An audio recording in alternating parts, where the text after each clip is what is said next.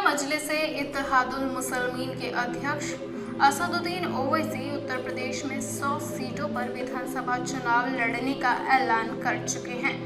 असदुद्दीन ओवैसी के इस ऐलान के बाद ये सवाल उठना लाजमी है कि उत्तर प्रदेश में वो किसकी पालकी ढोएंगे और किसके जनाजे को कंधा देंगे। सबसे पहले इस पर चर्चा होनी चाहिए कि आखिर उत्तर प्रदेश में चुनाव लड़ने के पीछे असदुद्दीन ओवैसी का एजेंडा क्या है। मूल रूप से असदुद्दीन ओवैसी हर राज्य में विधानसभा चुनाव से पहले दो मुद्दे मुख्य रूप से उठाते हैं।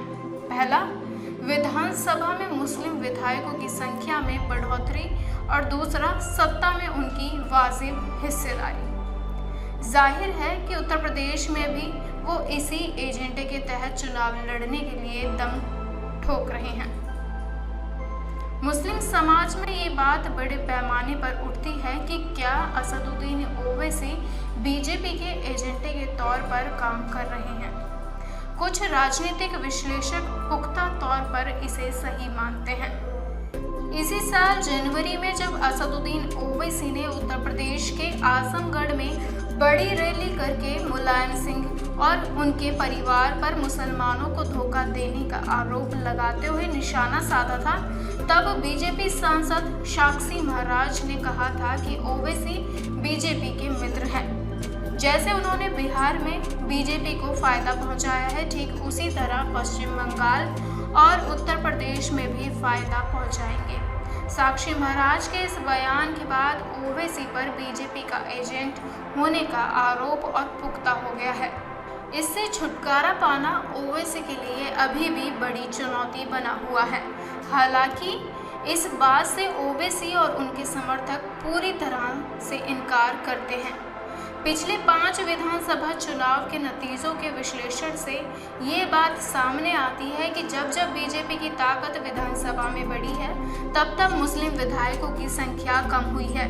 जब जब समाजवादी पार्टी या बीएसपी चुनाव जीती है, तो मुस्लिम विधायकों की संख्या भी बढ़ी है।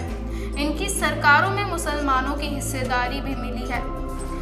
इस हिसाब से देखा जाए तो असदुद्दीन ओवैसी के लिए विधानसभा चुनाव में खास गुंजाइश दिखाई पड़ रही है।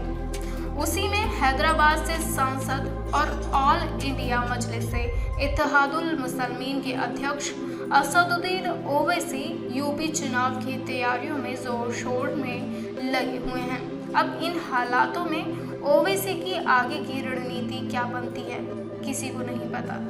यूपी के चुनाव में ओवैसी की एंट्री से मुस्लिम वोट पर क्या असर पड़ेगा, ये तो आने वाला समय ही बताएगा। तो बने रहें हमारे साथ। और आपको क्या लगता है, क्या ओवैसी होंगे यूपी के नए मुख्यमंत्री? अपनी राय हमें कमेंट में ज़रूर लिख करके बताएं। ब्यूरो रिपोर्ट, नेशनल खबर। हमसे जुड़े रहने के लिए सब्सक्राइब करें यूट्यूब पर, फॉलो करें ट्विटर और इंस्टाग्राम पर, लाइक करें फेसबुक पर और ज़्यादा जानकारी के लिए नेशनल खबर की वेबसाइट पर जाएं। आपको टाइप करना होगा सिर्फ नेशनल खबर।